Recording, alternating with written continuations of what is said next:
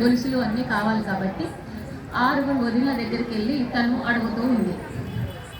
వదిన నాకు పట్టు చీరలు, రవికలు, గొలుసులు, నగలు ఇవ్వరా అంటే ఏ వదిన కూడా ఇవ్వను అని చెప్పింది. 7వ వదిన ఇస్తూ కొన్ని షరతులు పెట్టి ఇచ్చింది. పట్టు చీర ఇస్తూ పసుపు కుంకుమ అంటరాదు, గొలుసులు ఇస్తూ గంధం అంటరాదు, కాళ్ళ కడియాలు ఇస్తూ చొట్టలు పోకూడదు అని షరతులు పెట్టి ఇచ్చింది. ఆ బతుకమ్మ 8 రోజులు కూడా ఆ షరతులతో వెళ్ళి ఇంటికి వస్తూ ఉంది. 9వ నాడు అక్కడున్న మహిళలందరూ కూడా, అమ్మ నువ్వు పసుపు కుంకుమ పెట్టుకోకుండా, బిస్తి గీయకుండా, గంధం పుసుకోకుండా వెళ్తున్నావు తల్లి అని అంటే పసుపు కుంకుమ పెట్టుకొని బిస్తి గీసి గంధం పుసుకొని ఇంటికి వెళ్తుంది. వదిన ఇచ్చిన వస్తువులన్నీ తనకు ఇస్తుంది.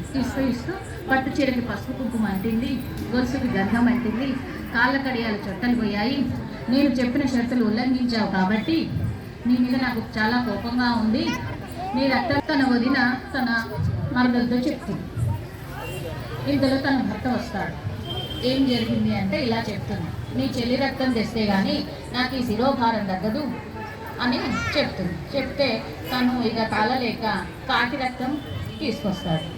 కాకి రక్తం తీసుకొస్తే తను ఉదుటన పెట్టుకొని కట్లా కడవా తీసుకొని మెట్లాబాయ నీళ్ళకు పోతూ కలవారి కొడలు కాకి రక్తం పెట్టుకొని వచ్చింది అని అందరూ అక్కడ ఉన్న వాళ్ళందరూ నవ్వుతూ ఉంటారు.